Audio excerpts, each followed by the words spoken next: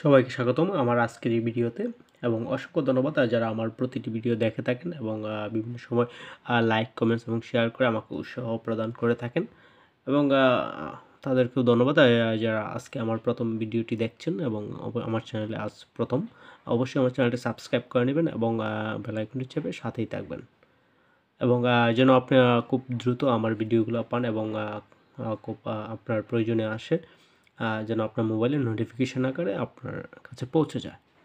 তো প্রিয় ভিউয়ার্স, আজকে আমরা দেখাবো কিভাবে আপনি অনলাইনে নিজের আবেদনটি নিজেই কিভাবে করবেন। ঠিক আছে, তো আমরা চলে যাচ্ছি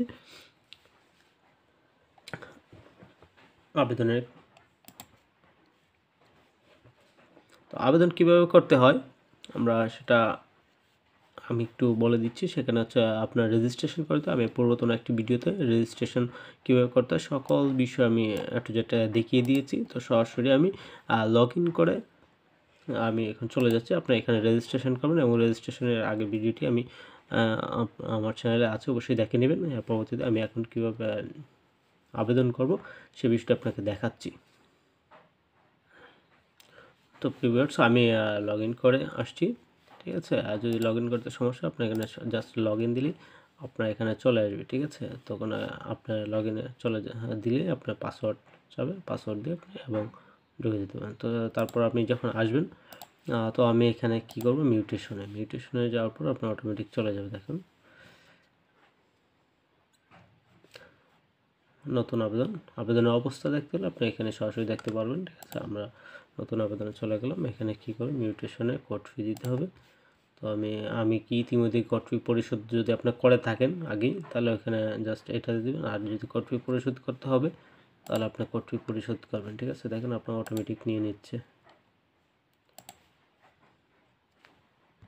তো আপনার সকল তথ্য পূরণ করে তারপর হচ্ছে আপনি করবেন, পরবর্তীতে দিয়ে দিলেই আপনার এখানে চলে যাবে। তারপর আপনি আপনার যে কোথায় থেকে আপনি পেমেন্টটা করবেন, নগদ, বিকাশ, উপায়।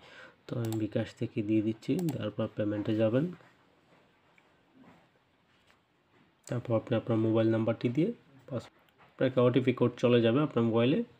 দেওয়ার পরে আপনার পাসওয়ার্ড দেবেন, দিয়ে আপনার পেমেন্টটি কমপ্লিট করবেন।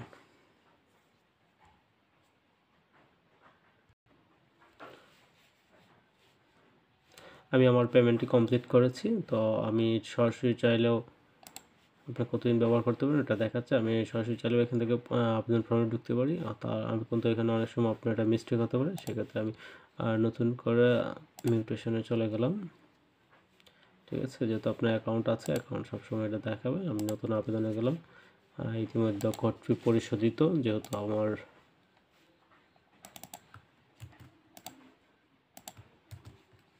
আপনি আগে চাইলে অনেক কোড ফি দিয়ে রাখতে পারবেন, যে কোনো নাম্বারে আসলে এতটা না। আপনি রেকর্ডীয় মালিক হতে অবশ্যই রেকর্ডীয় মালিক। যদি মিউটেশন হয় নামজারি খতিয়ান থাকে তাহলে নামজারি খতিয়ান থাকে। যেহেতু উনি ক্রয়কৃত মালিক, ক্রয় এবং প্রতিনিধি, যদি অনেকে প্রতিনিধির মাধ্যমে আবেদন করতে চান তাহলে প্রতিনিধিতে হা দিবেন, তাহলে আবার নতুন করেই করতে হবে।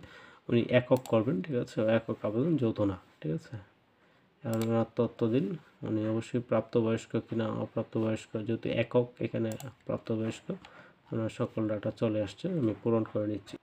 আমি আমার তথ্য দিয়ে দিয়েছি। উনি 100% জমির মালিক। ঠিক আছে, এখানে আর কোনো নেই। আপনি তারপর এখানে একটা টিক চিহ্ন দিয়ে দিবেন যে আসলে অনুগ্রহ উনি সব কিছুর তথ্যের মালিক। ঠিক আছে, তারপর আমরা গেলাম এখানে দলিল নম্বর, দলিলের তারিখ। আমরা অবশ্যই সঠিক দলিল নম্বরটা দিবেন, কারণ এটা আপনার ডাটা হিসেবে থেকে যাবে এবং ভবিষ্যতে আপনার কাজে লাগবে। ঠিক আছে,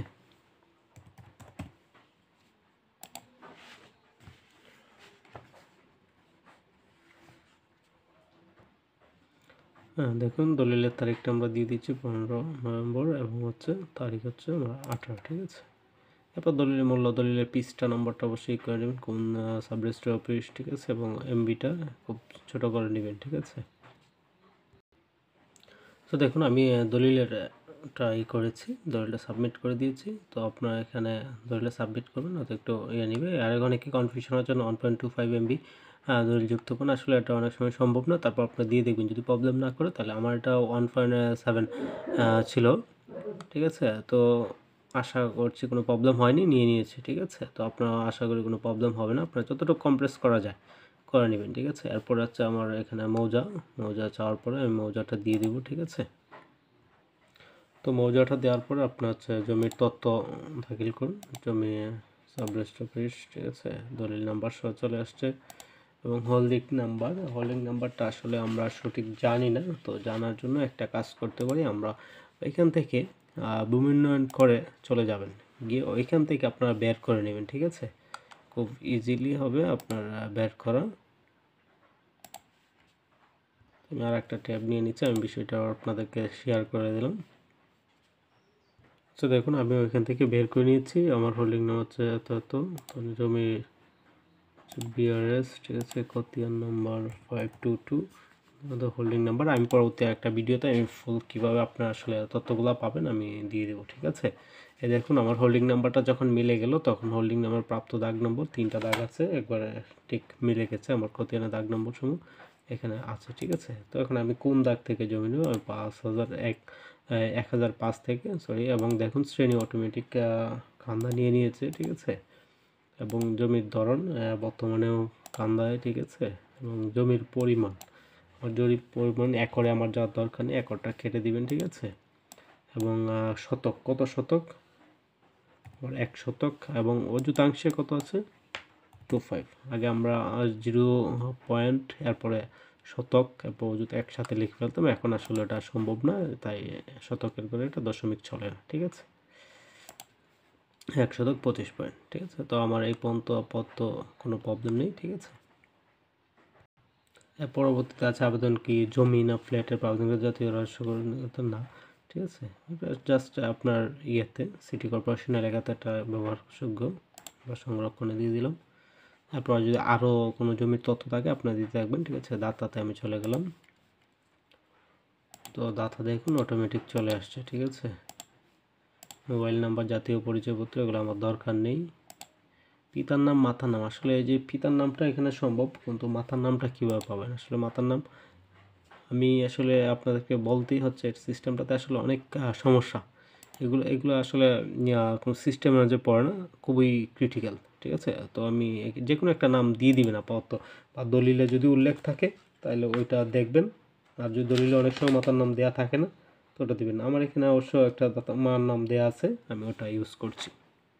তো আমি আপাতত ফিল আপ করে দিয়েছি খতিয়ান অনুযায়ী, ঠিক আছে। আর মাতার নামটা আমি দলিল থেকে নিয়েছি, আর আমরা আগে যেরকম সাং দিতাম ওই সাংই দিয়ে দিয়েছি, ঠিক আছে। আর এখানে এত লক্ষাংশ দ্বারা যুক্ত করুন, তো দাতার এখান থেকেও আমরা 125 দিয়ে দিলাম, ঠিক আছে। দিয়ে আমরা সংরক্ষণে দিলাম, এখানে একটা 0 দিতে হবে, কিন্তু আগেরটা 0 দিয়ে না, ঠিক আছে, নিয়ে নিয়েছে, ঠিক আছে। সর্বশেষ রেকর্ডীয় মালিক দাতা এবং সর্বশেষ জরিপ বা মিউটেশন মালিক একই, তারপর আপনার ডকুমেন্টসগুলো দিয়ে দিবেন। কোনো যদি আদার্স ডকুমেন্ট থাকে, যেরকম আমরা আপনার ভোটার আইডি কার্ড, খতিয়ান, ঠিক আছে, যদিও খতিয়ান আমরা আগে দিয়ে দিচ্ছি, খতিয়ান এগুলো এখানে দিয়ে দিবেন। তো আমরা এখানে খুব ইজিলি দেখিয়ে দিয়েছি, ঠিক আছে। আর কোনো এগুলো কলমি লাগছে যদি আপনি দেন দিতে পারেন, না দিলে নেই। অন্যান্যর মধ্যে আমি ভোটার আইডি কার্ডটা এবং হচ্ছে খতিয়ানটা অ্যাড করে দিয়েছি, ঠিক আছে। আমরা পরবর্তীতে চলে যাব, ঠিক আছে। দেখি কোনো প্রবলেম, দলিলের পৃষ্ঠা আমি দিইনি, তো দলিলের পৃষ্ঠাটা দিয়ে দিই। আমার দলিলটা হচ্ছে 9 পৃষ্ঠা, আমি 9 পৃষ্ঠা একবারে গুনে দিয়ে দিয়েছি। আসলে সিস্টেমটা খুবই একটা বিরক্তিকর, এটা আসলে সিস্টেমের মধ্যে পড়ে না, ঠিক আছে। এখন আবার দেখুন এই যে না ঈর্ষা, ঠিক আছে, আবেদনকৃত দখলে আছে কিনা, আবেদন নিষেধাজ্ঞা না, ঠিক আছে, আবেদন সরকারের স্বার্থ আছে না, জুত সম্পত্তি কর্পোরেশন আছে কিনা না, ঠিক আছে, গ্রহীতার মৌজায় বর্তমানে কোনো খতিয়ান আছে কিনা না, আবেদনকৃত বিভিন্ন রেকর্ড বা আছে কিনা প্রযোজ্য নয়, ঠিক আছে, আমার দরকারই নেই। পরবর্তীতে আপনি এখানে উপজমি নেই এই মর্মে আপনি একটা প্রত্যয়ন দিলেন, ঠিক আছে। আপনি যদি পূর্বে যেতে চান যেতে পারেন, বাতিল করলে করতে পারেন, কর্সা যদি আপনি দেখতে চান দেখতে পারেন, কর্সা সংরক্ষণ করে রাখতে পারবেন। আমি আসলে সংরক্ষণ করে রাখবো না, আমি সরাসরি দাখিল করব, ঠিক আছে। তো আপনি তথ্য পূরণ করতে পারবেন, আবার এগুলো করার দরকার আছে কিনা দেখতে পারবেন, দেখার দরকার পড়লে। আর যদি না করতে চান তাহলে জাস্ট এখানে একটা টিক মার্ক মেরে দিবেন, ঠিক আছে। দেওয়ার পরে আপনার চার্জ মানে আপনার পেমেন্টটা দিবেন কীভাবে, পেমেন্টের জন্য চলে আসবে, ঠিক আছে। আর এগুলো দেখতে পারেন, আমি একটু দেখিয়ে দিচ্ছি, এই যে দেখুন আপনার সকল তথ্য দেখাবে, ঠিক আছে। আপনি চাইলে পিন করতে পারবেন। তো পরবর্তীতে আপনার আবেদনটি আবার দেখাবে, ঠিক আছে, আপনি কী কী যুক্ত করছেন, অন্যান্যতে করেছেন আর দলিল, ঠিক আছে। খতিয়ান আমার দরকার দেখায়নি, কারণ হচ্ছে খতিয়ানে যেহেতু আমি যে আমার হোল্ডিং নাম্বারের সাথে মিলে গেছে সেজন্য আমার এটা দরকার পড়েনি, ঠিক আছে। পেমেন্টটা দেখুন প্লিজ। আমি বাকি 50 টাকা আমি পেমেন্ট দিয়ে দিয়েছি, আমার ভেরিফিকেশন সাকসেসফুল হয়েছে এবং আমার আবেদন নাম্বারটি চলে আসবে কিছুক্ষণের মাঝেই। দেখুন আমার আবেদন নাম্বারটি চলে আসছে এবং আবেদন আমি প্রিন্ট করতে পারবো বা দেখতে পারবো, ঠিক আছে। যদিও সিস্টেমটা একটু খুবই ডিফিকাল্ট করেছে, আসলে এরকমটা পাবলিকের জন্য না আমি মনে করি, ঠিক আছে। সাধারণ মানুষ আরও হয়রানি হবে, কিন্তু আগেরটা আছে জাস্ট এটা মডিফাই, কিন্তু মডিফাই হলেও মানুষের জন্য খুবই ক্রিটিক্যাল, এই যে অ্যাকাউন্ট খোলা এগুলা, এবং যদি কোনো আবেদনকারী দিয়েও আবেদন করে আসলে অনেক তথ্য ওনাকে দিতে হবে, উনি নিজেও খুব ক্রাইসিসে পড়ে যায়, ঠিক আছে। এই যে হোল্ডিং নাম্বারগুলো নেওয়া, ঠিক আছে। ধন্যবাদ। আশা করি আপনারা বিষয়টি বুঝতে পেরেছেন কীভাবে আপনারা নামজারি আবেদন করবেন এবং নামজারি আবেদন করতে কী কী লাগবে আপনারা অবগত আছেন, এবং কীভাবে করবেন আমি একটু যেটা আসলে দেখানোর চেষ্টা করছি, এবং পরবর্তীতে আপনাদের কিছু চাওয়া আছে যেগুলো হচ্ছে জুতের সম্পত্তি কেমনে করবেন বা ওয়ারিশান সম্পত্তি কীভাবে আবেদন করা যায়, এবং যৌথভাবে 4-5 জনের যে আবেদনগুলো আমি পরবর্তীতে একটি একটি করে দেখানোর চেষ্টা করব। তো আশা করি আজ এই পর্যন্তই রাখছি, পরবর্তী ভিডিওর জন্য অপেক্ষায় থাকবেন এবং এই ভিডিওটি শেয়ার দিয়ে দিবেন যেন আপনার যারা আপনার বন্ধুবান্ধব বা আপনার খুব কাছের জন আছেন ওনারা এই ভিডিওটি পেয়ে যান এবং নিজের আবেদন নিজেই করতে পারেন। তো প্রিয় ভিউয়ার্স, আজ এই পর্যন্তই, ভালো থাকবেন, ধন্যবাদ।